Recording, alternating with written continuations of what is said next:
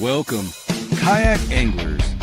You are tuning into the Paddle and Fin Podcast Network, kayak fishing's best network of shows with great hosts covering all things kayak fishing, bringing you special guests covering topics such as shore fishing, river trips, gear reviews, angler profiles, tournament news, and more.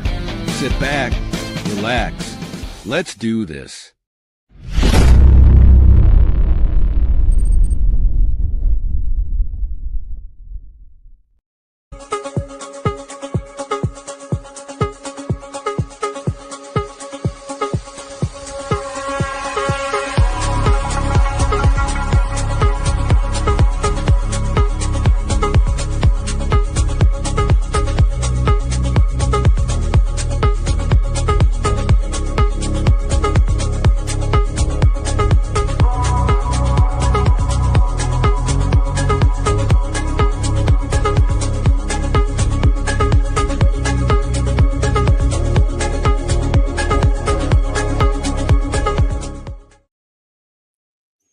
What is going on, everybody? I'm your host, Adam Pross, and I welcome you to another episode of the River Run Podcast. And this is going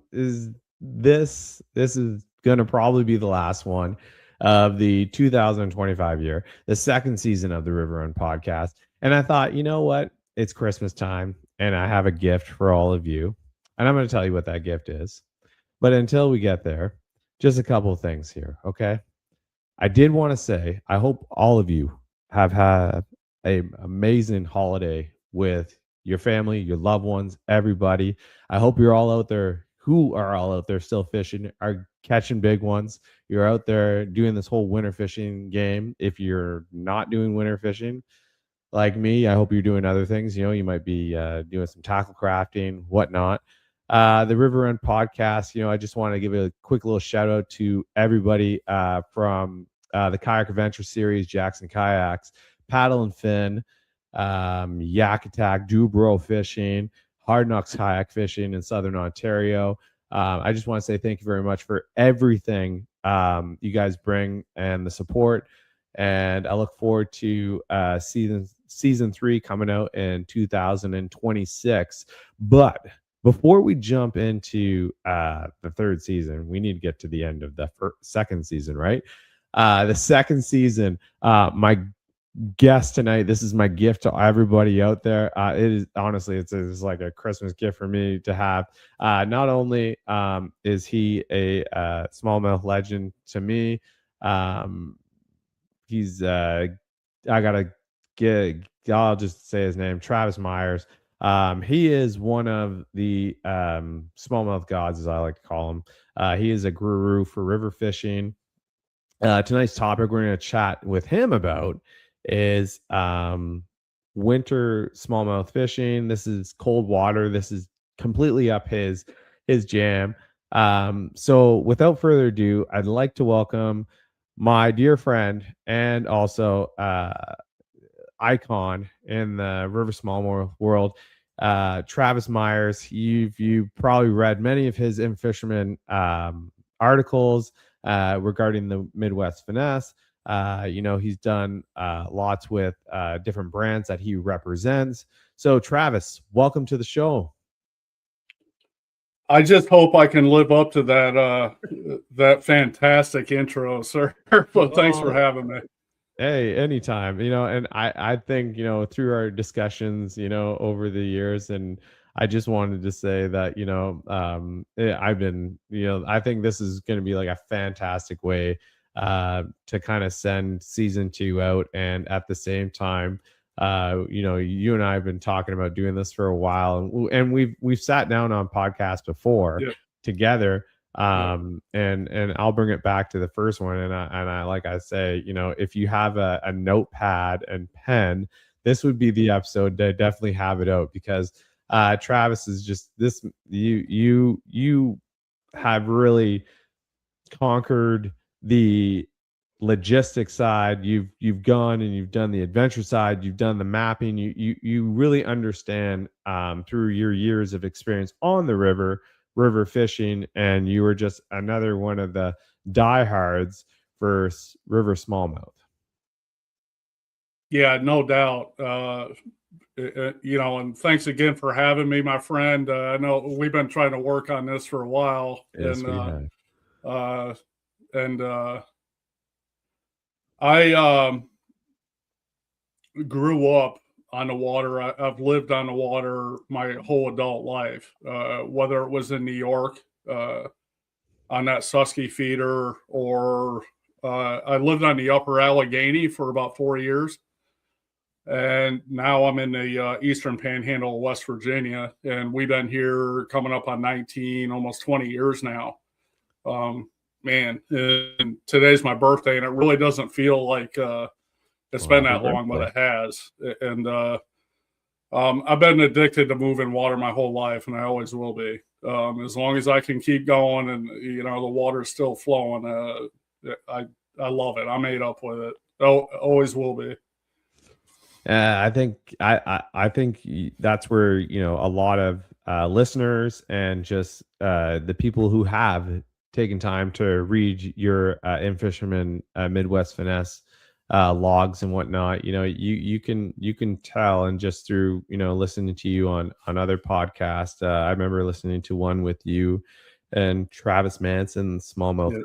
Yeah. You spoke about I believe it was bait marinating and whatnot. And even on the Catch podcast with Brad and Brad Hicks and Matt Souders, you spoke there too.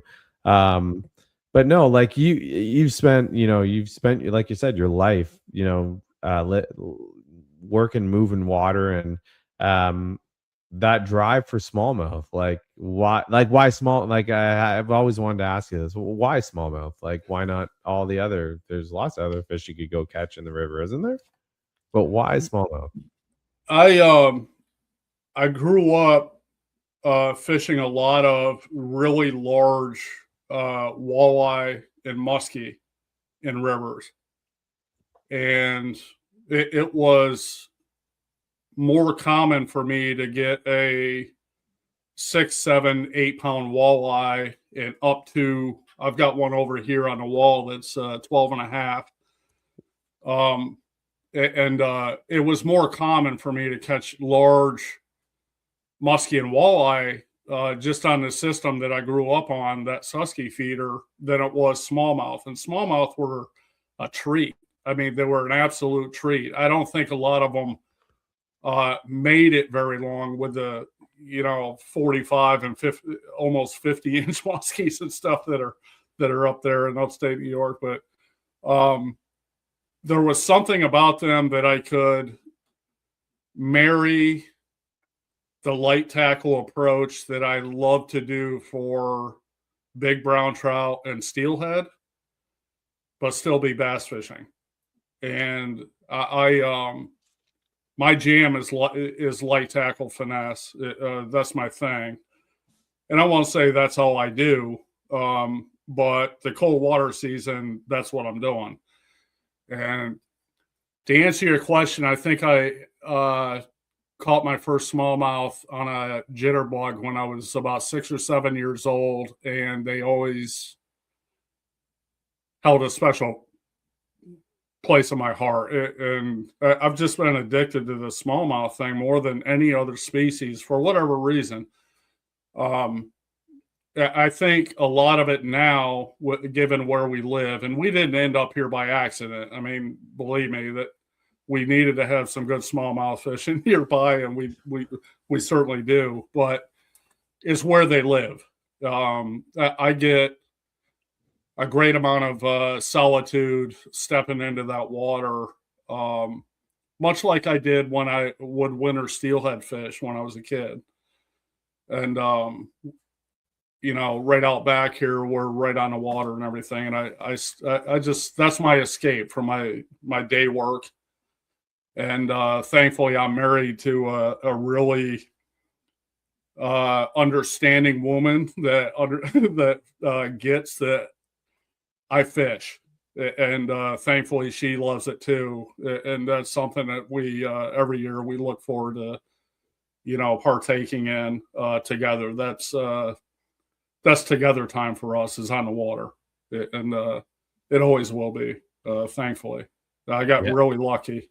Well, and it goes to say that, like, at the end of it, if you're gonna do something you enjoy, spend it with people you enjoy doing it with, right? So, Yeah, I think that's really important, and I think that's really really unique in its own way, Um, but for years, at the same time, you wrote these In-Fisherman logs for the Midwest Finesse, and yeah, that, and then, like, In-Fisherman guide is, that's not just, a small magazine here. This is like one of the top fishing magazines, throughout Canada and the United States. And, like, that's a bit of, I have to say, that's a very prestigious honor, at the same time. And your logs have been, yeah, I remember going over them, and it's incredible. Like, just listing it off from, whether it from presentation to how the day was flowing out to what was going on. Like, you've really taken it all, and then you have this opportunity. What was that like? it was a tremendous honor, and getting to know Ned Cady, and I call him a close friend. Still to this day, we exchange emails, and he gave me a tremendous opportunity to be able to write many finesse articles on that Midwest Finesse site. And I think there was a niche there at the height of the Ned rig craze, where I was one of the few river smallmouth fishermen that adopted it very early, and was doing it before the boom hit on the big stuff. And there's a lot of river smallmouth anglers that probably have 15 or 20 years on me that were fishing marabou jigs, and they were fishing yum dingers and stuff on ball heads and everything. But that really wasn't the same as what came about with what I wrote about in regards to drop rate and the scenting systems and the undulation, and it was just different. And it really opened my eyes, along with an article that Matt Straw wrote in 2012, and an In-Fisherman Bass Guide. They've been my guiding light for what I do for the last, coming up on a decade and a half now. It changed my fishing.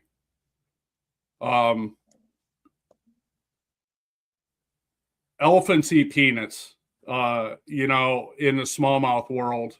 And I think we're seeing that a lot with the downsizing of, ICAST unveilings.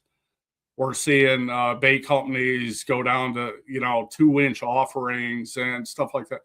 And, guys on the Great Lakes are taking 5, 6, 7 pound smallmouth on this stuff. And, it's not always about a chatterbait on our rivers here in Virginia, Maryland, and West Virginia.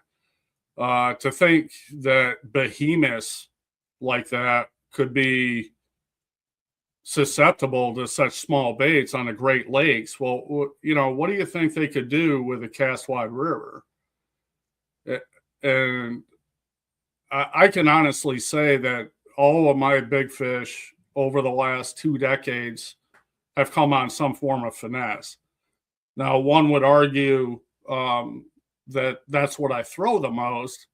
Well, I can also tell you that before they were available here, I was throwing glide baits a lot. I threw Gancraft glide baits before they were available in the U.S., and they were the first ones over here. And I didn't take as many big fish as I do finesse fishing. And I still don't. Finesse is my deal. It always will be. And again, it gets back to my youth, with the steelhead and the trout game. Trout fishermen will throw a size 18 dry fly and, take 10, 12, 15 pound browns and stuff and rainbows and bass fishermen and everything. It's just whatever. It's that mental hurdle that, a 5 pound river bass won't take something that's 2 inches long, which is nonsense. Do you think that, like, if you go back to like your early, like we're talking your earlier days here, as this whole finesse game, let's call it, like you were doing finesse before probably the word finesse came into fishing.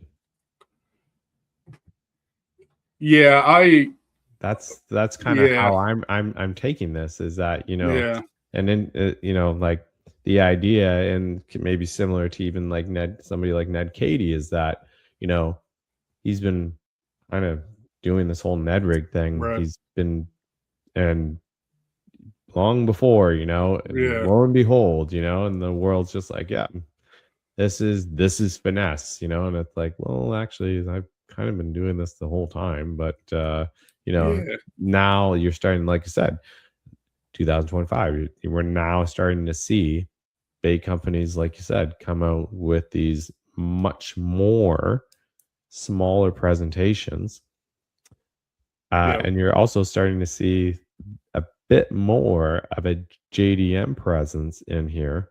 Long and behold, being that before, when you were most likely having to go on to a website and find these baits and then order, ship, across the pond it goes, you're starting to see other companies, North American brands, that are having more of a JDM touch or influence to their bait making presentation now. Absolutely. Yeah, that's spot on. I was importing JDM stuff here before.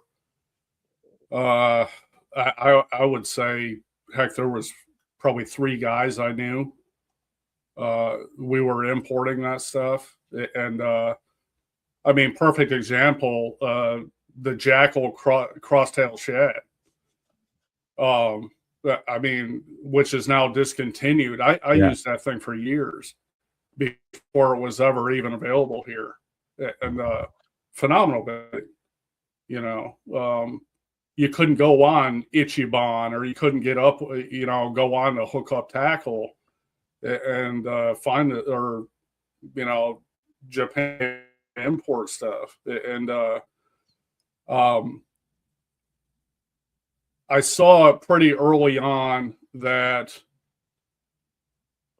there was a difference with finesse fishing in Japan compared to what we call finesse here. One of my guiding lights very early on, and my mentor turned me on to this, was the Charlie Brewer Slider book. And every winter to this day, I read that book. And it's a very simple system.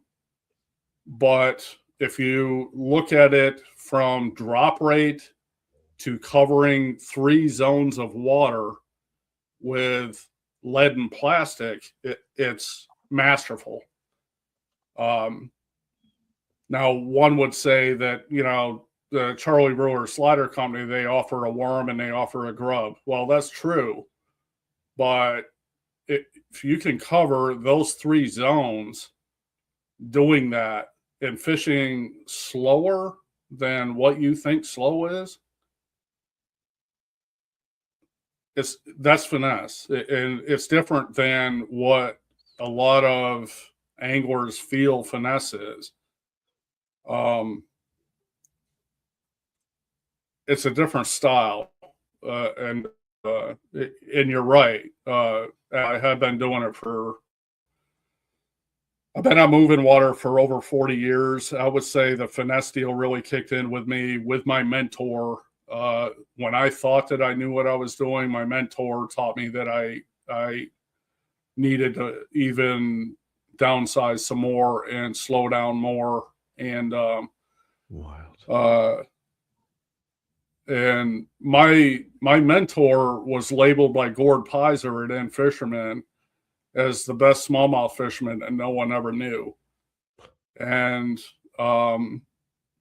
he taught me a lot because I left my ego at the door and I listened to him, and we had a lot in common. You know, he was about 30 years older than me, but he was a Vietnam vet. He was a Marine, curmudgeon-y type. He didn't really take to a lot of people. But he was also on the board of directors at La Reserve Boasting up there. Oh, wow. And he knew this. And he taught me a great deal. And this is, you know, long before Ned Cady latched on, kind of took me under his wing and latched on to me.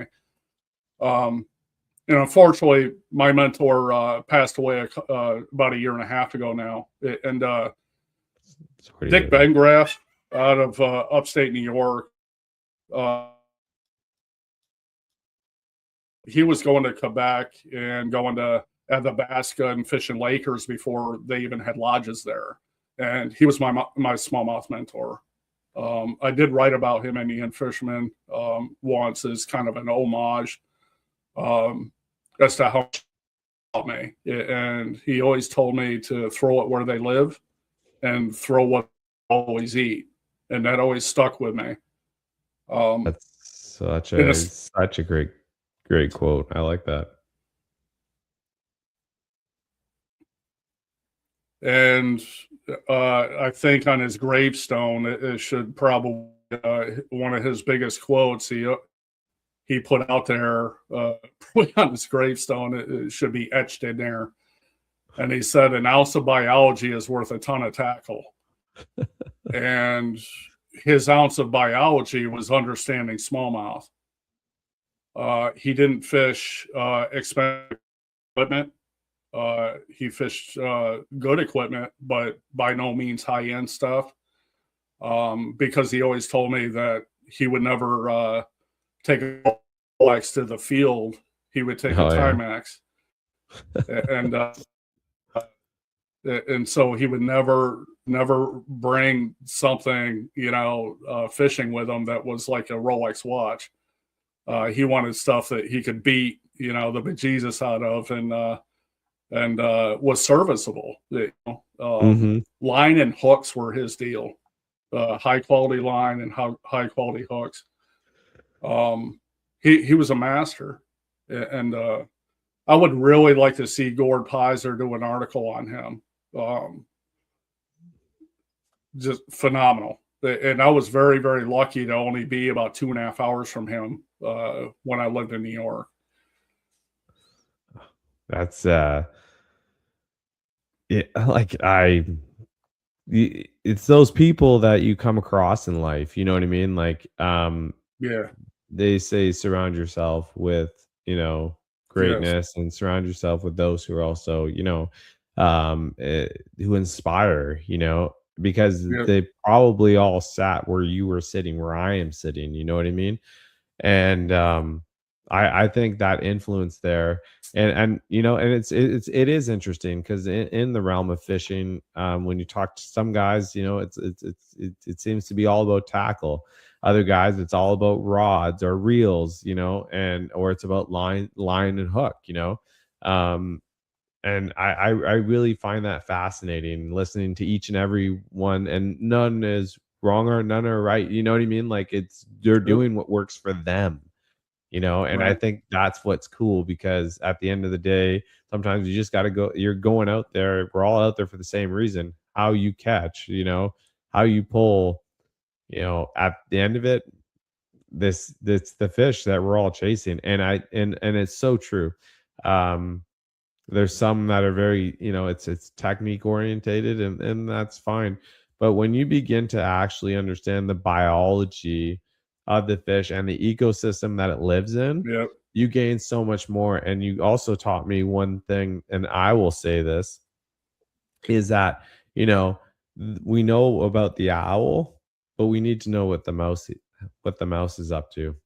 And I've never forgotten that, ever. Just like the elephant, elephant eat peanuts. I have never forgotten about, focusing. There's the owl, but we need to focus on the mouse, because we got to understand why the owl chases the mouse. And what does the mouse do, And like I said, I'll never forget that. That has always been embedded in, since that day.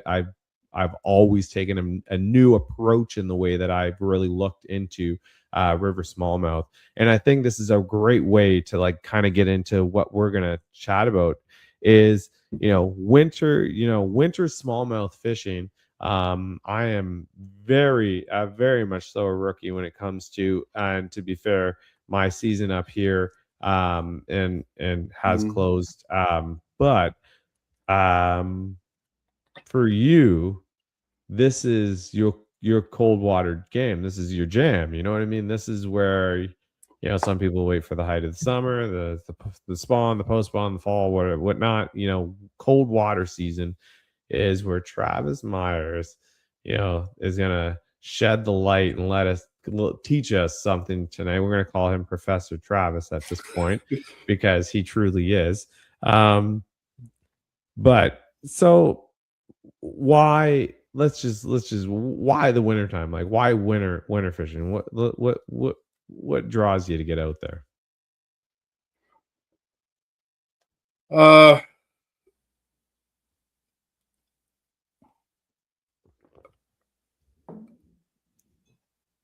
I think probably the biggest thing is there are so many fish consolidated in such small areas. And if I wanted to hunt a trophy, name the species, would I go to Yosemite or would I do it on a small island in the Pacific? And that's kind of how I view the cold water period, where I'm not dealing with the entire river. I'm not dealing with nomads. I'm dealing with fish that are set up and hunkered down. And I'm just greatly increasing my odds of not only numbers. It is a slower bite, of course. But it doesn't necessarily have to be 2 or 3 fish a day. Once locationally you understand what you're doing. And of course, there's the solitude. And like you and I've talked, Adam, I don't fish in high pressure areas, but I can tell you if I did, I would probably be even more addicted to the cold water period because I wouldn't see anyone else on the water. Yeah. I don't have that problem in the waters that I fish. I very rarely see other people. I think for me, it is because that is the best time of year for what I love doing, and that is finesse fishing. Well, I finesse fish year round. It is almost a necessity once you get, in your sub 45 degree and, sub 40 water temperatures. That's you're going to get rewarded if you know what you're doing. Of course, I push that envelope and I'm doing it in June and July and, and all this, and there is some carryover and, we'll probably end up talking about that. I do feel that if someone is astute when it comes to the cold water finesse game, that it's going to make you a better angler in the fair weather months. Jeff, Most notably the dog days of summer. Yeah, and that it can be some, once again, very tough fishing Yes. dog days of summer. But not only you have really brought this up, but Jeff Little has mentioned this numerous times in his videos. Is, you know, and even on podcasts and whatnot, he's spoken about like how, as an angler, as you evolve into the cold water months where you're out there where like the bite is slow, it can be very rewarding, but you'll see almost a new light in the idea that by the time you get into that carries over, like you're saying, into those summer months where you're once again you're dealing with, you know, those conditions now, not on the colder side, but you know, a warmer side, a flop of the, you know, your environment, but it just comes out as a, once again, more resilient angler, being able to get out there and being able to understand his or her river system and what the fish, how they're acting, how they're reacting to what is being put in front of them, and how you're searching at the same time. There are a lot of parallels between that summer swelter period and December. I'm of firm belief that some of the biggest fish in low water in the summertime are nocturnal. And you know, when you're dealing with 90 plus degree days and you get about 10 a.m. and the back of your neck starting to burn a little bit, and you're starting to get a little hot and sweaty, and, you know, things really start going south from that morning topwater bite.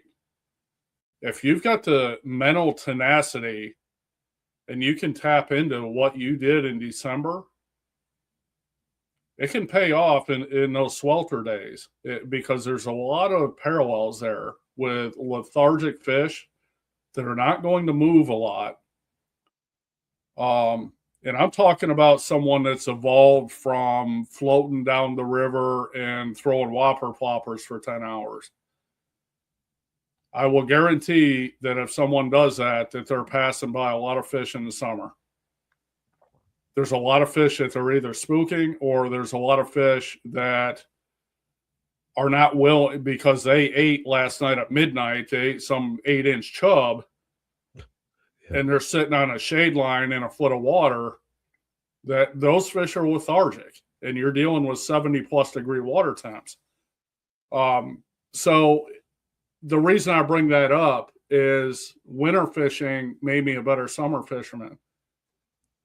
And both of those periods are what I look forward to. I look forward to extremely low water, gin clear in the summer, and I look forward to right now. Neither one of them are ideal for most anglers. That's not a fun time for most anglers. That's tough. And I guess I kind of like the reward of the toughness of those conditions, which are polar opposite in a lot of ways, but very similar in some others.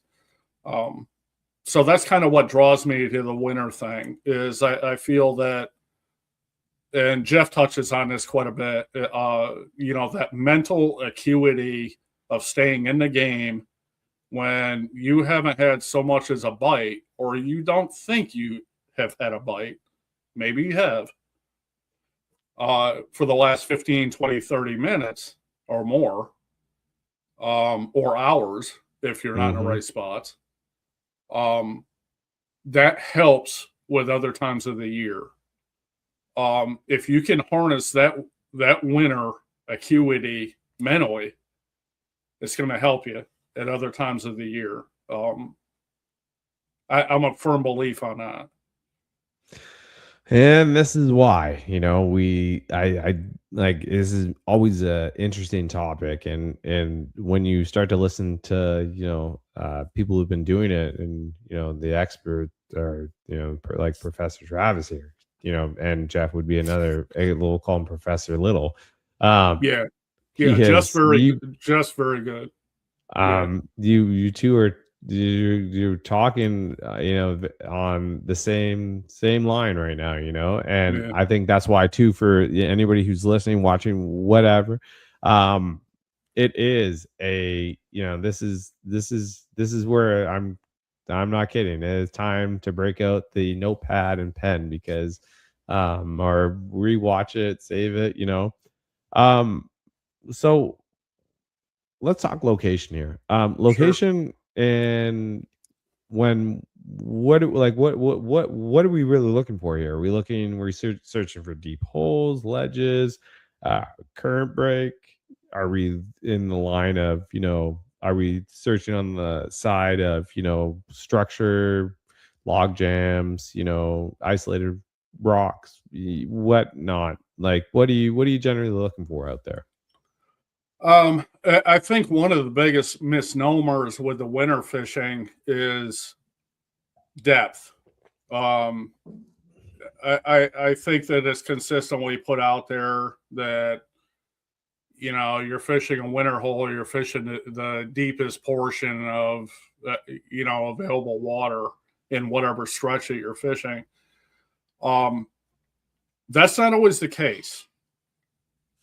Some of my best wintering holes that I've ever stumbled across are 5-6 foot deep. When maybe a mile the other way or a mile upriver might have 10 or 15 foot, but they don't produce as well as the 5, 6, 7 foot. The first thing that I want to see in a wintering hole is there food in it? Because I can tell you that some of the biggest bait fish of the year that smallmouth will take are in the cold water period, and they need to be present. Winter smallmouth, they will not feed very often, but when they do, it better be caloric dense. And it's not always about the microscopic stuff. The microscopic stuff makes it easier to fool them because there's less negative cues on human-made baits that are smaller rather than larger. But it is nothing to see 7, 8, 9 inch, juvenile carp and chubs in a smallmouth this time of year. Full size panfish. Wow. I've seen more than once. I've seen smallmouth in the 21 and over class that had choked full size panfish, and they're not doing real well. And it was always November, December. They don't see those as being untakeable like we humans do. We'd be like, what the heck are you doing, brother? But they don't see that. They see it as an easy meal. And the timing was right. And it was, heck, I'm eating right now because this thing, it's edible, or so they think. So is there bait there? Whatever that may be. And it could be various things in different parts of the country. Now in Ohio, and I watch it, I kind of listen or watch a couple guys out of the Ohio, Indiana area and stuff like that, where they might have shad-based forage, which are, pelagic, and I don't have that. My forage base here, it might be an 8-inch sucker or a chub, or a 4-inch crawdad, something along those lines late in the season. And I think some of that dictates bait choice and location, depending on what part of the country you're in. I know for a fact here in West Virginia that some of the biggest smallmouth in the perimeter around where I live, that they eat trout. Jeez. That us taxpayers are planting. There is a trout connection here in West Virginia, and I can tell you it's serious. Where trout grow some big smallies, and look out west to the kokanee eaters, in Dvorak. Or I was am I not supposed to say that reservoir? But I mean, everyone knows it by now. But, yeah, everybody knows. It's kind of an artificial, test tube of a giant smallmouth out there with a kokanee.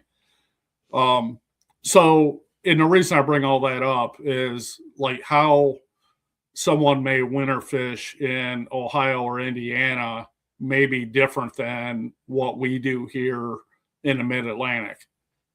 And a lot of that is forage based. I don't have shad, I don't have emerald shiners, things of that nature. So, a lot of my fish here differ from that. So is there bait there? You're going to know, this time of year, it is the clearest water that you'll have all year. The plankton has filtrated. It is nothing for me to be able to look into 10, 12, 13 foot of water right under me. And I know what's going on. And so that kind of gets back with the owl and the mouse, to understand the owl. I was just going to say that. Study the mouse. And so I know where panfish winter. We have chubs here.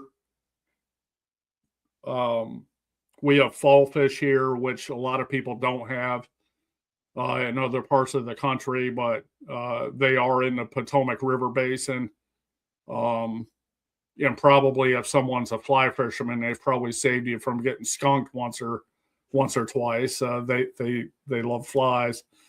And we have juvenile fall fish. Our fall fish here get 21, 22, 23 inches. We have some monsters. Yeah. They're in the minnow family. They live in very clean water. They're a great indicator of water quality. They really are. And they winter right with the biggest smallmouth in your system. There's also a very strong connection this time of year with the panfish. The rivers that I fish are inundated with green sunfish. We all have rock bass. Yeah. Typically north, south, east, west, you're going to have rock bass.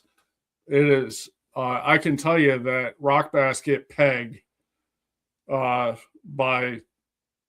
big smallmouth this time of year. I've picked a number of them out of the gullets of smallmouth, starting right in that mid-November time frame on. Wow.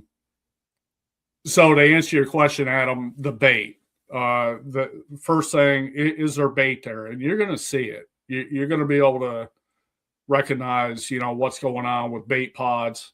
I have massive schools of bait that'll be suspended in the column right under my kayak this time of year. And they don't have to chase them. I mean, they're suspended right there and they don't move. They really don't. I mean, they don't even care my kayak's going over them. They literally will consolidate and they're in a ball and they don't move for nothing. That's incredible. Which gets back to, I mean, the typical the suspending jerkbait thing that everyone does. Connection there. I was like, there's definitely, if you're seeing it on the side, that there's bait fish suspended right there, and there is a lot of talk, when it comes to wintertime, cold water, and a suspended jerkbait is like, I don't know, 90% of the what you see people usually throwing is a jerkbait, and it's a suspended jerkbait, and you listen to videos, so there's fall fish. I didn't actually realize that fall fish were an indicator of really clear water and clean water, because on the rivers that I fish, catching fall fish is pretty common. And there is lots of them, and not just little ones, impressive size, like over, I would say, oh God, like well over, I think 16. I had one that I want to say was over, almost, I would say over 20 inches long. Like it was, I didn't measure it, but it was, and it was good size, healthy fish. But I didn't realize that's the actual connection between that being is that, clear water. It's like, that's interesting. They're a very good indicator of good water quality, so that's a good thing that you're seeing those. So when you begin, like, we talking about bait present, like, having, like, is there bait present, like we're kind of going over, we understand what the owl's doing, we want us to understand what the mouse is doing. And so do you think if you were a smallmouth and you were going to make you're going to take your energy now that you've been kind of savoring throughout the day, and you see one of these big old schools, whether it's a rock bass, whatever, if you're going to go and take out the biggest one there because it's the biggest meal, as chance you may not eat for a little bit because you're about to exert all your energy chasing this big thing down. Just like the heat of summer. You're going to exert all that energy to take one thing down, but that one thing is going to be, the one thing you're going to eat today. Shall it be presented right in front of you, or shall it move right past you? And if you think of a school of bait, like a bait fish, a big school of them suspended there, and they're all, kind of holding out there together. And then there's that one that just seems, and you got that moment to strike. The biggest in the pack's got to eat, and he's usually the biggest for a reason. So he's usually going to go for the biggest meal, not taking back from what we talked about earlier, meaning that elephants eat peanuts. But, like you were saying, you're finding these, rather large, full-size rock bass, whatnot, and they're in the gullets of these smallmouth that are, of significant size, Right.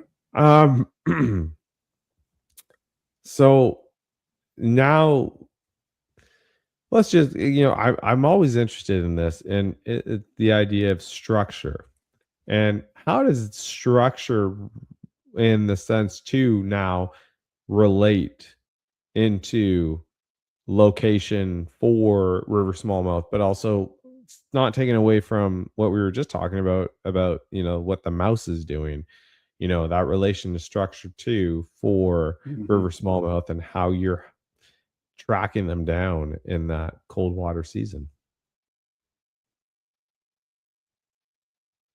Yeah, everything, whatever bait species it is, whether it be carp, big channel cats, the bait fish species, smallmouth, they're going to winter together. And they winter together primarily because they're in the most protected water, that in the course of a high water event, and it happens every year.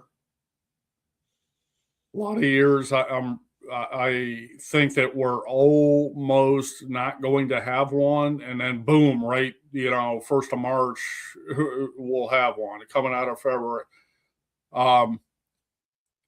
Those species want to survive. And to do that leads me into the second portion of what you want to look at for wintering smallmouth location. And that's, you've got immovable structure that is not going anywhere in the course of a high water event. On some bodies of water, I've got one river not very far from me. I've got 4 rivers around me. One is predominantly wood. I'm not a wood fan in the winter unless that wood is anchored. That root ball system is anchored or it could be wedged or in between granite, whatever the case may be. But that thing is not moving, even if we quadruple the water levels. I much prefer the warming effect of big granite.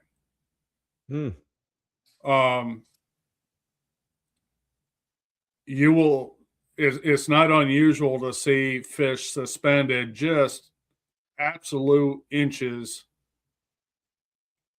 above, like a giant boulder that's radiating heat.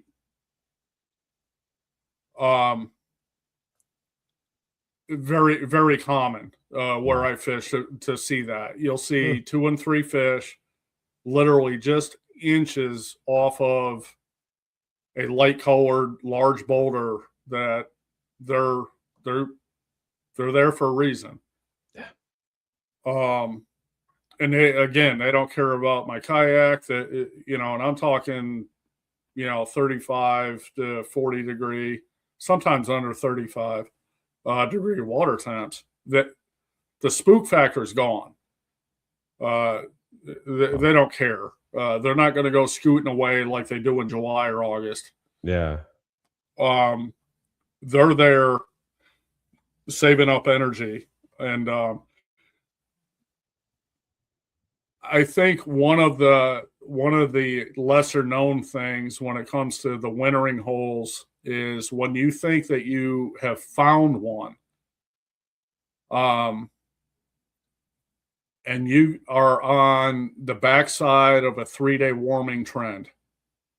And I'm talking, in just this week here in West Virginia, we're about ready to hit one where this morning it was 13 degrees when my wife and I went to work.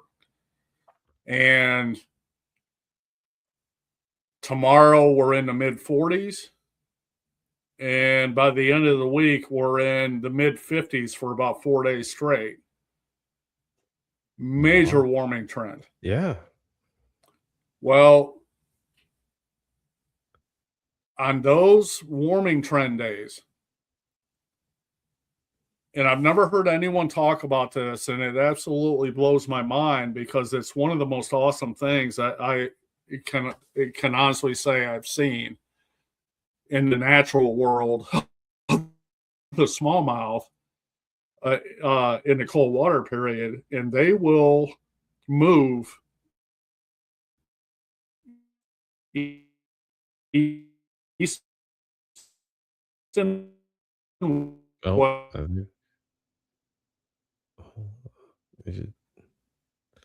think where okay, there he is. There he is. Where you've got a wintering hole, you know that smallmouth are present in here, or Okay. you have your suspicions that they are.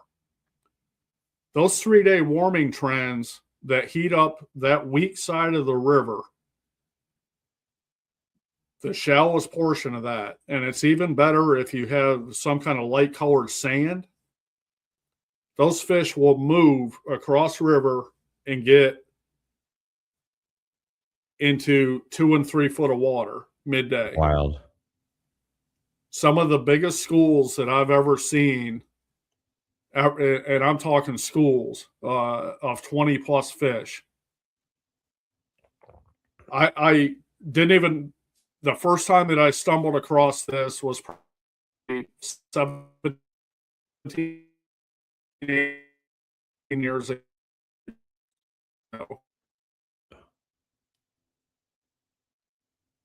Oh. Probably, and it was the single biggest school of smallmouth I'd ever seen in my life, and they were in less than 3 foot of water. Wild. That's like, it's To the very interesting.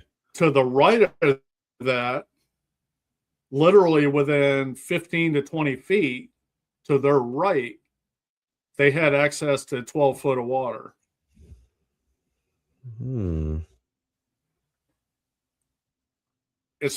It was phenomenal, and it's held up all these years. It wasn't you know, this once in a lifetime sighting. It is something that I look for now. And it holds true. And I've had 3 rods going at once with 3 smallmouth on them doing it on this pattern. Wow. The first time I stumbled across it, I never made a cast. I thought I was seeing things. And it went against everything that I had ever read. You know, you're talking so many years ago, and you know, people weren't wearing GoPros on their heads and all this stuff. It went against the grain of everything that I had ever read in regards to wintering river smallmouth. They're there primarily is they're being re-energized by Mother Nature. Yeah. With the warmer water time. But I can also tell you that's also where the bait's at. The bait does the exact same thing. Smallmouth follow it. It's phenomenal. I mean, it really is. I really am. I'm going to have a hard time not getting out at the end of the week. It's you know, it's interesting because, you know, you talk about this idea that, like, you know, this has gone really like completely against the grain, like this. And then, you know, you're out there and you're kind of like, it's like being lost at sea, and or lost in the desert, and now you're, oh my gosh, there it is. There's the water, you know what I mean? Oh my God, there's the island out there. And it's like the same idea is that, you know, it doesn't always have to, you know, make sense right away. Sometimes that begins to make sense a little bit later, because for one, we're surprised what we're seeing. So we're actually really focused on the object that we're out there for, but we're not actually looking at what's going on around it. You know what I mean? For instance, why the bait fish were there, why the sand bottom, you know, makes sense. Just like the rocks. It's the same idea. You know, you get onto a warming trend where the sun is going to be active now for longer. The temperature has gone up. In the same idea, if you think of, you know, the full moon, in a full moon with no clouds in the sky. Well, if you really think about it, if that shines down, that's more light going on into the river system, opposed to the times where the moon is only half full, or the moon is only a quarter full, or a cloudy, this idea that, the light, and it transfers heat, which creates, when you get warm, you start moving, and what moves, the mouse moves, the owl moves, you know what I mean? Just like what would go on, most likely in the trees, and in the environment around this.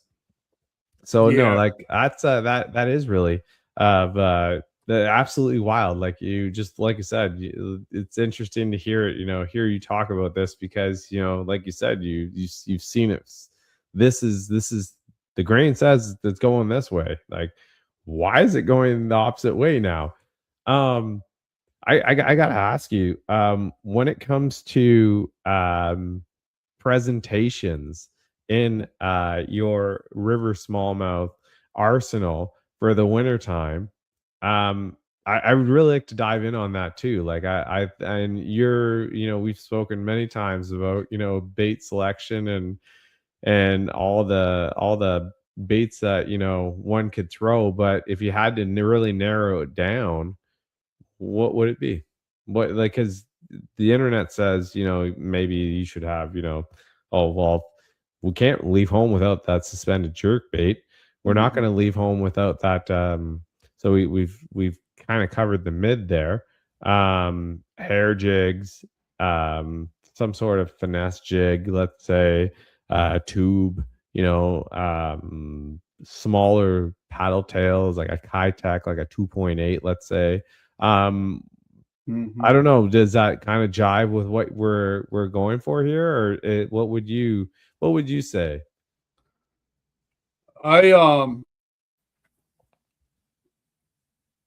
I have two baits that are bottom oriented. One that I will dead stick more, one falls slower. And I kind of gauge fish reaction off of both of them. Fall rate. Yeah, fall rate is huge. If there's one thing in my fishing that I could surmise in the last 20 years, it is drop rate. It is absolutely paramount. If you, and for anybody that's really listening, if you really want to understand the drop rate of a plastic, or just the science behind this, Travis has spoken on other podcasts about this, but his science is it's all experimenting truly with different plastics, and releasing the salts, adding scents and whatnot, and how these plastics fall with certain lead weights.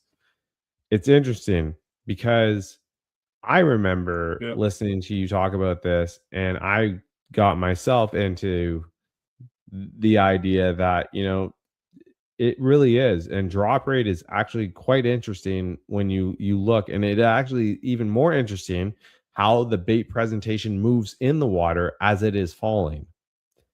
And if you look at the way things move as they move, the way things fall, their action, how quickly something is moving, opposed to how something is slowly falling, giving that fish the opportunity to not just go, oh, that just went by, or what is that? Why is that still there? Is this thing going to move, or is it still in my presence? Giving that chance to entice that bite, I really find that interesting. Yeah, and a lot of that, Adam, came about from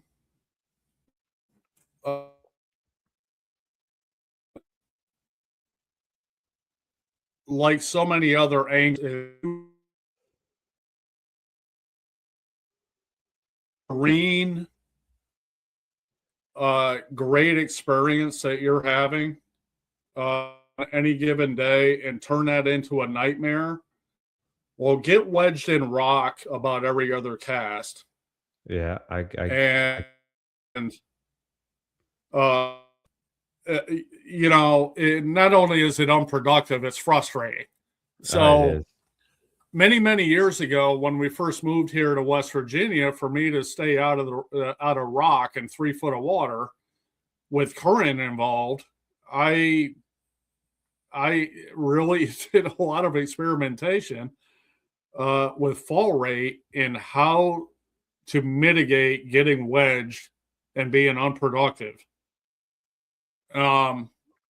And a lot of the same water that many would fish, you know, like a crankbait through, and you know, something that maybe is a little faster moving, and they wouldn't get wedged as often, or maybe a suspending jerkbait that's up off of the bottom and stuff like that. Well, I wanted to do that with plastic. And so a lot of the experimentation came from simply frustration.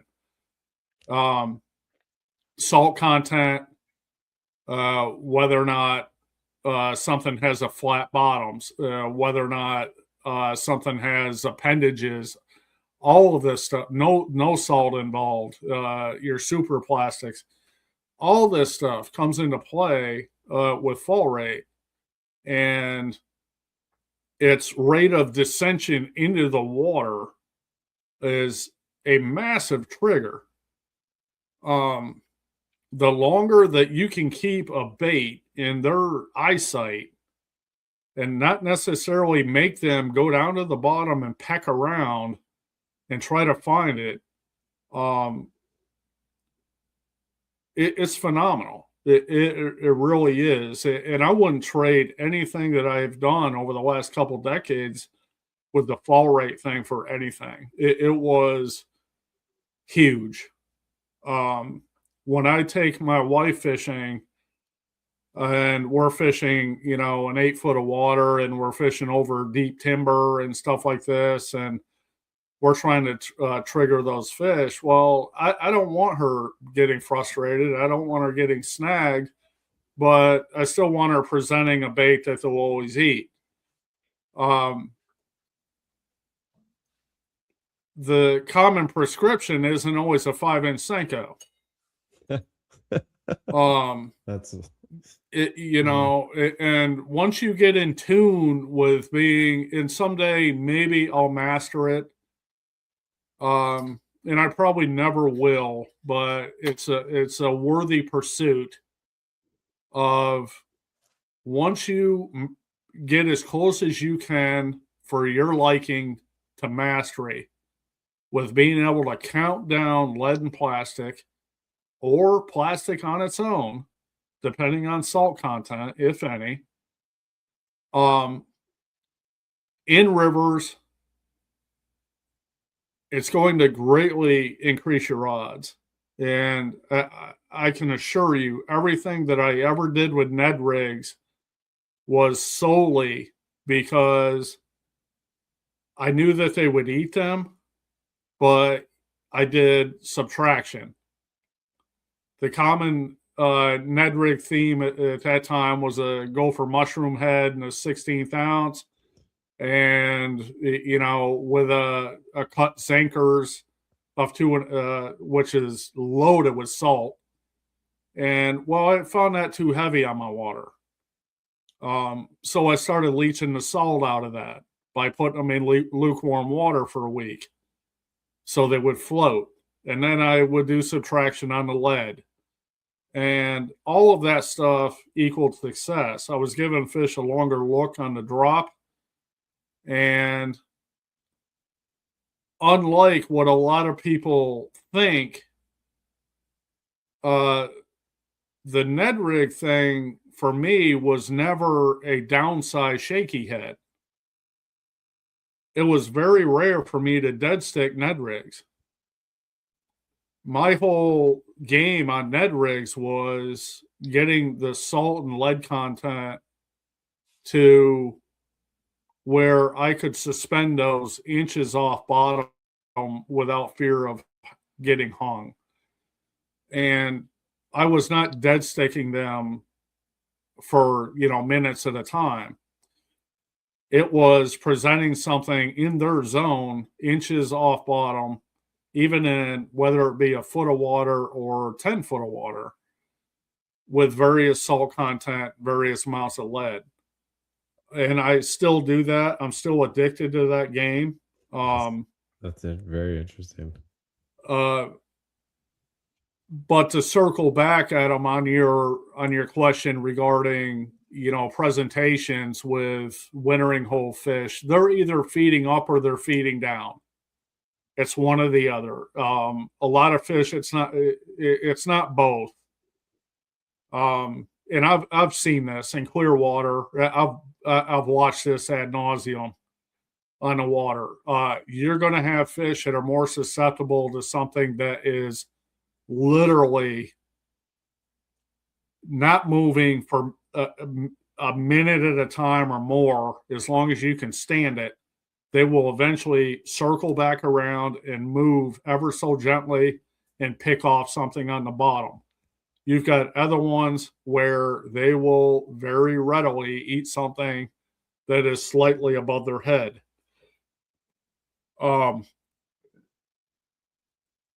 Very, very similar to, you don't hear too many crappie anglers dragging crawdads. Okay. Stuff's up in the column.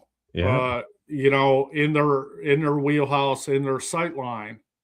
Smallmouth are very similar to that. You've got some that are more willing to eat off bottom, others that are not. I'm of big belief that if I don't have to be on the bottom, I'm not on the bottom. I just feel that baits are more readily taken if they are up off the bottom within their eyesight in their zone. So circling back on the winter deal, I can one presentation that I do not go home. I don't leave home without a drop shot. I think the drop shot is one of the most deadly wintering presentations there is. For whatever reason, river smallmouth fishermen, I very rarely hear that mentioned. Yeah. It is deadly. It is absolutely deadly in the cold water period.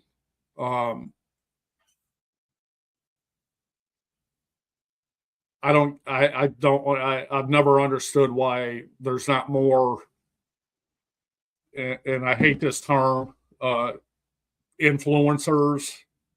Because I'm not in the GoPro world and I never will be, but that don't talk about that for river smallmouth. Drop shot is killer. Yeah. When you've got location down, it's hard to beat it. If I've got to have something on the bottom, I've got two presentations. One gets there a little quicker than the other. They're both players, and neither one of them are over 2 inches long. One's a skirted jig. And again, I'm not sponsored by them. I just throw this stuff. I buy it like everybody else. A Kayak mono spin jig, and which is a JDM finesse jig. A lot of people will say, well, that's a yellow perch jig. Well, I've taken behemoths in the cold water period on that thing. It's deadly. That's got a really slow fall. I fish a 16th, but it's tungsten. And that's got a really slow fall. If I want to get there a little bit quicker, it's a 2-inch that K-Tex 2-inch spider. It's a little tiny spider grub. It's 2 inches long. and that gets down to the bottom quicker, and I'll dead stick that thing. And as you can probably guess, it's really, really scented. Those are the two bottom deals in the cold water period for me. Some days they eat both. Other days, I mean, they show a preference for one over the other. The mono spin jig will get picked off before it ever hits bottom, if you're in the right spot. That little spider grub, that's a dead stick deal, and it's nasty. I mean, it's friggin' 2 inches.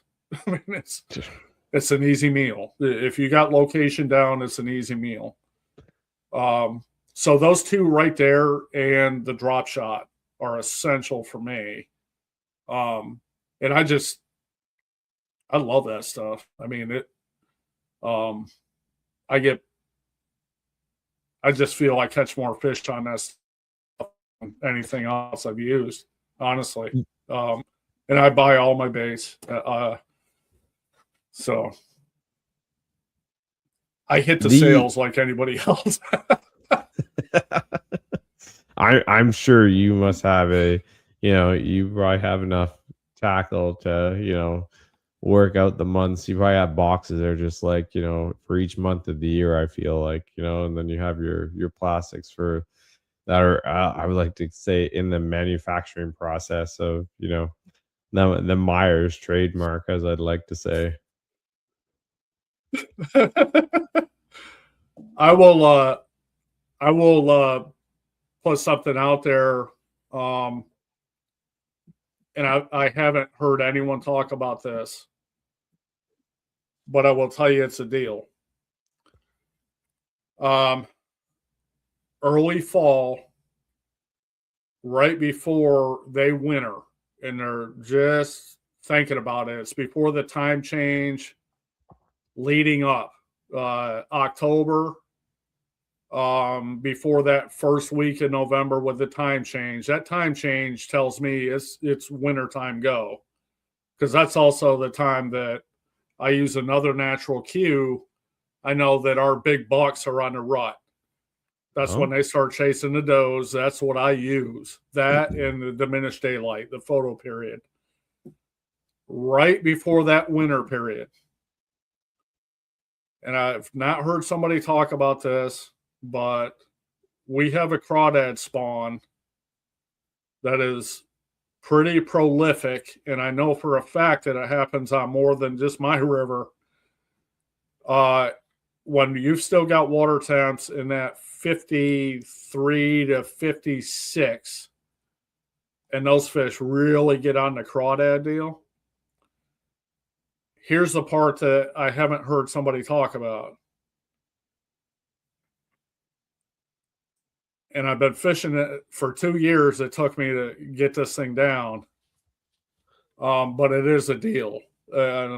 We've all heard of shaking a minnow. Unless somebody's got their head under a rock somewhere, we've all heard. The whole industry is enamored with shaking a minnow. Mm-hmm. Shake a craw.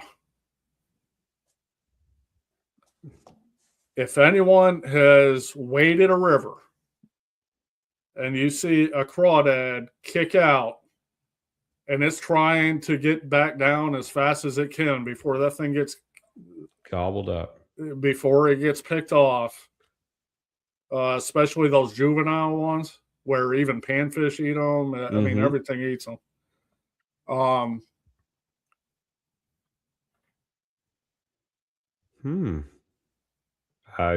Like I said, shake a craw. Shake a craw, eh?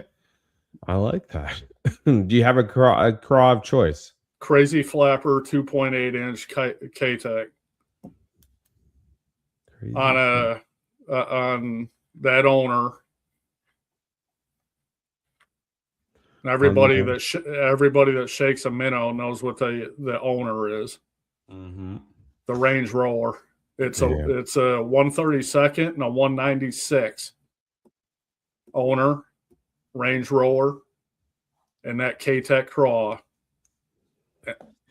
Shake that thing get it going, and something's gonna happen. That thing is just like that right off the bottom. Yeah, it's nasty. You pause that cadence, and that thing will glide down. And as soon as you pick the cadence back up, it's rocking back and forth like that, just inches off bottom. And it's nasty. I just want to go back for one thing though. When you were talking about like the turnovers beginning, like, you know, for instance, diminished daylight, we're going into that part where the time goes back, but you know, the bucks are in a rut, you know. Yep. And the crawdads are now spawning. Right about 2 weeks before that. It's prolific. It is. That's like the smorgasbord time to eat. Like, it's time to just go and hit the all you can eat buffet at this point. Like, it's just about 2 weeks before that time change. So I'd say that the second leading into the 3rd and 4th week of October. Wow. They are on craws. And it's not just one river. It's a lot of them in my area. You've got some of the biggest craws of the year that are spawning before they go into mud and burrow. Yeah, because at this time when you spawn, you want to be the biggest. You know, you kind of like the if you think of it as the healthiest you can get. Yeah. And if you look at it just like the rut, like the biggest buck wants to go and mate. Well, the same idea with the craw right now. Like, you're gonna have the biggest craws, which now have just opened a hole for going back to what we were talking about. The biggest predators need to eat because they know that it's coming. Yep. So it's just like the owl needs to eat. Well, if the owl sees the little mouse and then the owl sees the big mouse. Yeah. And Adam, and I know that you've done a lot of wading, and you and I've talked about that portion and how much we enjoy fishing like that. Mm-hmm. Have you seen while you're wading, literally a saucer-sized, it looks like remnants from a seafood buffet in Vegas, where it looks like crawdad remnants that are all bright red or bright orange on the bottom in one area? It almost looks like somebody sat there and ate king crab leg and fruit it. Yeah. And it's about this big. And that's what's going on. Interesting. Very, very interesting. I never see, and like I said, this is why I wanted to get you on the show for this, because this is what I'm talking about. Like, and like anybody who's listening, watching, whatnot, like, just think of your own. Like, it's sometimes I think we're so focused on the idea that, you know, the smallmouth, you know, that, you know, it was a couple of years ago. Like I said, I kind of went back and I started to actually revisit what are the smallmouth following, similar to what we keep saying, the owl and the mouse. And you start to see things a little more differently, especially when you're out there. And that's something that I noticed big is, you know, understanding why certain things were working that day. And it didn't always happen right. Like, sometimes I'd be, you know, heading back up the river and I was like, well, this totally makes sense why this is working, because look what's hopping around on the shoreline. Oh, why this? Oh, that's, you know, I just noticed that there is a large amount of, you know, other critters going around. Bait fish, stuff like that. And then there'd be times I'd be driving home and be like, it just dawned on me, like, oh my gosh, like, this is why this. And I get home and I put it in the log. Right. Yeah, absolutely. Yeah, and it's, you know, I think just taking that extra time, sometimes it'll make you, and like I never would have thought that. Like, to be honest with you, I never would even thought of seeing it in an actual, let's say, platter of, of crawdad. Carcass. Yeah, Yeah. it's that's incredible. Absolutely wild to think that, and yeah, it's now if we were to touch on the idea too, um, just going back on one though, Sure. when you're looking like, no, like just as a drop shot, um, I don't know if maybe people are unsure of the drop shot. Like, if you were to fish, deeper water, such as, the St. Lawrence River, the drop shot is going to be about just about every bass boat or boat going out there, not just for bass, but for, guys Right. throwing for walleye, perch. um a Right. drop shot presentation, um one that I actually really liked, on the river when I throw it, is the Nico tadpole. I talked about that with Travis Manson the first time I was on with him. Yeah, Yeah, it's an awesome bait. and It really is. and what I liked about that bait in particular, it's just so small and finesse. Like, Right. it's literally like it's round with this tiny little Yeah. appendage that comes off, and then a tail. Yeah, that And tail, it doesn't take much to activate that tail. And I no, can tell you, you don't even have to shake your rod for that, no, it which I think is important with a river drop shot bait. Um, I don't want something that I have to impart action in. In fact, I shouldn't have to. like that tail it just moves so naturally, or Yeah. and for me that was always when you said the drop shot to me. Yeah, I've used different, but when you actually think about like an actual like drop shot bait, a lot of people would probably think like, oh well, I'm gonna go right to the flatworm. That is usually a pretty popular one. um Another one you would think of is, oh boy, the Megabass, Spark Shad, and also the Hogs, um, Hazon, I think it is. The smaller paddle tail that they have is another one. And for me, the Nico tadpole was definitely the one that would be my favorite. Oh, I think Travis is just stepped out for 2 seconds. He'll be back. But yeah, no, Nico Bates, the tadpole, check it out. It's definitely worth trying on a drop shot. At first I thought maybe it would work well on a finesse jig. That's another one that I threw it on. But the drop shot, it's interesting, even in its appendages and the way that it's it's just round, but that slight tail action is exactly what it needs. And I'm going to tell you right now, if you were to take anything from this podcast, Travis is definitely a professor of anyone who's interested in river smallmouth fishing, whether you've been doing it for a long time or you're something you're looking to get into. You got a river system in your area you want to check out, you think there might be.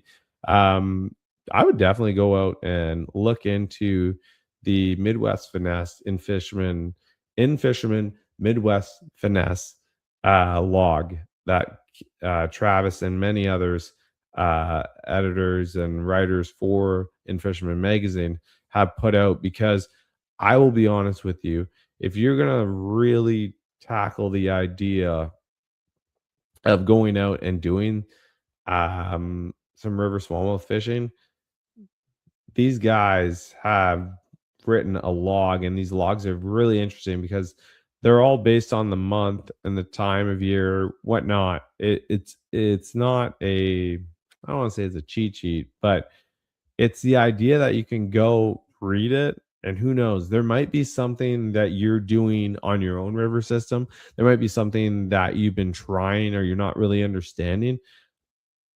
You look and you might start to see some similarities. And I'm not saying that all of these are different, that all of them are the same, but you might actually gain something from it. What I did want to say though is when it comes to river smallmouth fishing in the wintertime, this has always been something that for me was like I've always wanted to tackle it. But given my season up here, we are not. It closes, and the rivers. I think it would be neat to actually go out there, and go out there and actually experience this idea too. Because as you evolve as an angler, and Travis made some really good points here that, if we're really looking at wintertime fishing and then the dog days of summer, I never actually really thought of that, to be honest with you, until he had said it. When he had said that, it really dawned on me. And it dawned on me for many points is that, when you look at the idea of the time, well, really cold, really hot, opposites, but the approach is still the same.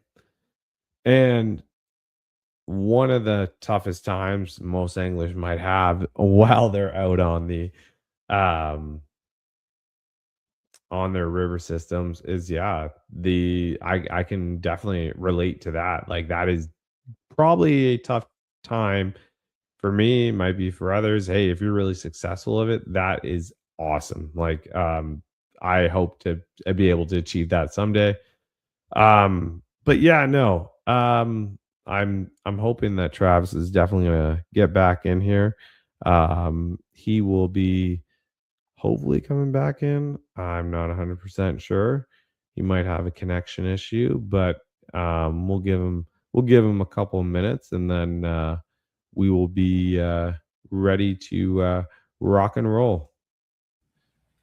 All right, so we are back. All right, Travis. Technical issues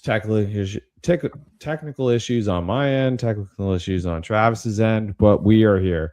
No, I just want to say when you ended up just have that quick little glitch.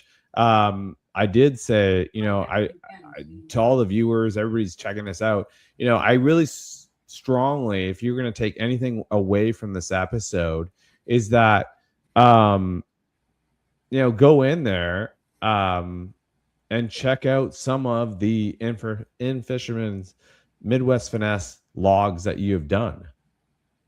Definitely go read that stuff, and the reason I'm saying that is because, one of the biggest things I've taken away from this is, and if you really look at the idea of winter fishing, is you're talking, we're just talking about the opposite of the dog days of summer at this point. And I didn't really think of it that way. I was more focused on wintertime fishing,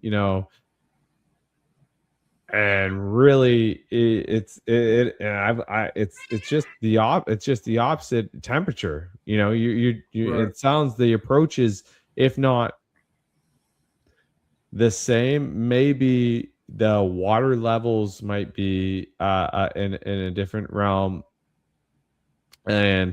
but when you really look at it, it's the opposite temperature time of the year. But the presentation approach to what the fish are doing at this point, both most likely in a more lethargic approach state, with a more lethargic approach to catching them, is what I think is what I've taken away on some of that. And that's why I suggested, definitely go and check out, some of the In-Fisherman Guide, Midwest Finesse logs that you have put out. But going back, that drop shot with the Nico Bates tadpole, that was something, like I said, I was like, that once again became one of my favorites for when I use a drop shot on the river. To this day, and it's some pretty impressive plastics at the same time, because you can't seem to really rip them all. I have had a couple tails, but other than that, for the most part, they're pretty handy. And I do like to use them also on small finesse jigs, or even on a small Nico, Ned rig, not a Nico, Ned rig. Yeah, and that drop shot for me really plays. And a lot of people will think that, well, you got to be in deep water, you got to be fishing vertical, and doing this deal. And the drop shot for me really plays, and I touched on my two bottom deals. With that little spider and that mono jig. Drop shot for me is like 3 or 4 foot water, and like right now, this time of year, it's like 3 foot or less. And on those warming trend days, and I mean, I'm putting a bait fish on that drop shot. They're not going to resist that. They're just not. That thing gets intercepted right in her face. And of course, it's heavily scented, and the colors are amazing. On Shad Impact by Kayak is incredible on a drop shot. It's got a lot of the same tail action that you're talking about, Adam, where you don't even have to move that thing. Yeah. And you touched on the summer thing. The exact same baits that I'm talking about right now in the winter period, I fish in the summer during the dog days of summer, just in different locations. The only variance will be I always have a rod with me in the summer that only has a hook on it, where I will rig something weightless. That same drop shot minnow that I just talked about, I'll nose hook that in the summer and fish it in a foot of water when it's 100 degrees out, because they're eating the same thing, and it's just different location. That shaking the craw deal. Yes, shaking the craw. I like this. It's nasty. It is. It's nasty. And I will go this far to say this. I've had a couple of epiphanies in my fishing career over all these years, that when I saw something and I was like, wow. And the last one that I can honestly say that did that to me was a Z-Man Zinkers in the dirt color on a 32nd ounce head. The first time I ever saw that in the water, I was like, holy mackerel. When I was shaking the slack on that, and that thing was doing this on a 32nd ounce gopher. Well, time goes on, and everyone, like I touched on, everyone's talking about shaking a minnow and everything, but if you can count a jig down and you put that thing 6, 8, 10 inches off of the bottom, shaking that craw, it's the closest thing that I've seen that's impressed me in the last 15 years. Wow. Since originally falling onto the original Zinkers on those small gophers. It's a thing. If people try it, you'll get it. The only thing that you have to do is be cognizant of how deep you are. You don't want to be right on bottom. You want to be just above it. Just above. And you want to go with the lightest amount of lead that you can get away with. And I love those owner range roller heads for doing it. They come in a 196 and a 132nd with a number 2. Predominantly, a lot of my lead anymore is tungsten. My weighting system is tungsten. In extremely shallow water, I'll take that same craw and I'll put a drop shot hook into it, and I'll put tungsten, about just a sliver of tungsten in that thing, and I can fish that in anywhere from 8 inches to 3 foot of water in the summer, and it's just brutal. But that shaking the craw deal, I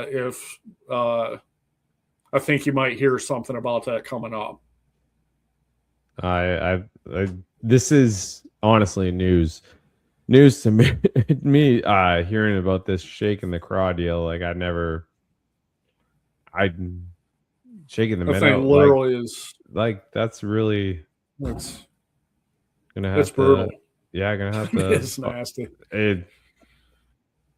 Just like many other anglers, they all probably have little fish aquariums in their basement or fish bowls or even a cup of water, whatever.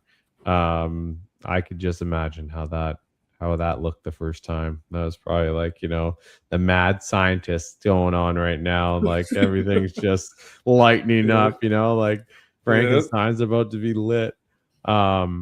No, to Travis. do that, I actually, Adam, I take that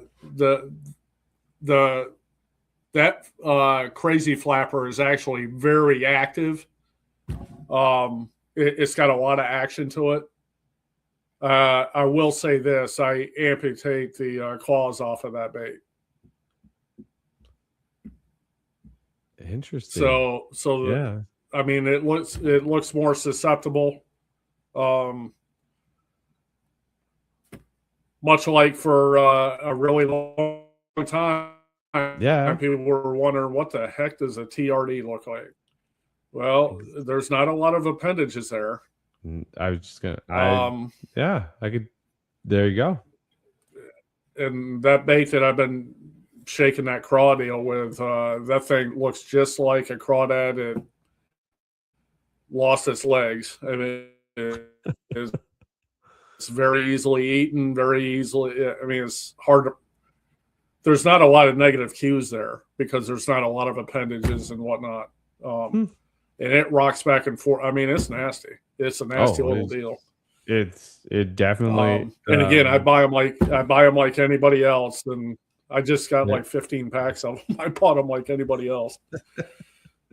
Well, it's a cool deal. If somebody can shake a minnow and they're shaking that slack and make it rock, try it with that bait. Rock and craw, rock and craw. Rock and craw. That's cool. That's cool. Everything eats it. And I'm like I said, it's one of those, bait discoveries where I'm sure, probably sat around for a while and then all of a sudden it just dawned on you that, this is what's going on right now. Awareness. Yeah, really. I wanted, and it just came from watching crawdads in the river. I wanted one that looked frightened, that was trying to find the next crevice to get into. And I wanted one that looked susceptible without a lot of negative cues to it, that had that rocking motion. And it's a cool deal. I mean, I think that will be cool. Added to the arsenal. Travis, I did want to say, as we come to the end of this podcast, though, I want to thank you very much for coming on and talking. I hope for season 3, you come back on because you are welcome on the River Run podcast anytime you want to come on and chat. River Smallmouth, you are near and dear, my friend, and I appreciate all that you do and all the knowledge nuggets, as I call them. And I hope each and every one of you who've listened to this podcast, you go and check out articles that Travis has taken the time to write. Travis is also, a member of many different teams representing many different brands. So he is notable too as a longstanding Jackson Kayak fishing team member. Does a lot on the side for Jackson through the river fishing knowledge. You can also check out a lot of his other podcasts. That being said, too, with the fellow smallmouth guy, Mr. Travis Manson, also does the Jackson Kayaks Dock Talk. And Travis, where else can people find you if they're wanting to link up with you if they had questions? They can get me on Facebook. I am on there, and I will say that I'm only on Facebook solely to satisfy some sponsors that I do have that I've been with for over a decade now, close to 2 decades. Mm-hmm. That's the only reason I'm on Facebook. If I didn't have sponsorship obligations, I wouldn't be on Facebook. I can tell you. That's just me. So. Fair enough. No, Travis, like I said, I thank you very much for stopping on by the River Run podcast. And from Travis, my guest, I'm Adam Pross. I'm your host of the River Run podcast. And as we close out the second season of this podcast, this has been awesome. I just want to say thank you to each and every one of my guests who want to stop by. And I will say this, I had to save the best for last. He is Mr. Travis Myers, River Guru. Definitely go check him out. Hit him up if you got questions. He is always gracious to help teach and keep the spirit of the sport going. From myself to everybody else, I wish you a very Merry Christmas, Happy New Year, and I look forward to seeing each and every one of you. And I look forward to having Travis Myers back on the River Run podcast. We'll see you in the new year. Thank you for tuning in to the Paddle and Fin Podcast Network. We hope you enjoyed the show. Don't forget, for future shows, like, follow, share, and hit that subscribe button. Make sure you check out our individual channels and accounts too. Want to be a guest on one of our shows and talk of adventures, gear, or products? Contact us. Thank you for watching The Noob Show with Matt Gibson, Chasing the Tide with Dustin Nichols, The Rusty Hook with John Rapp, The River Run with Adam Fraser Pross, May Contain Fishing with Daniel Woodcock, Chasing the 20s with Carlisle Esterly and Sean Lavery, Friday Night Bites with Brian Schiller. Thanks for tuning into the Paddle and Fin Network. Subscribe and always wear your PFD.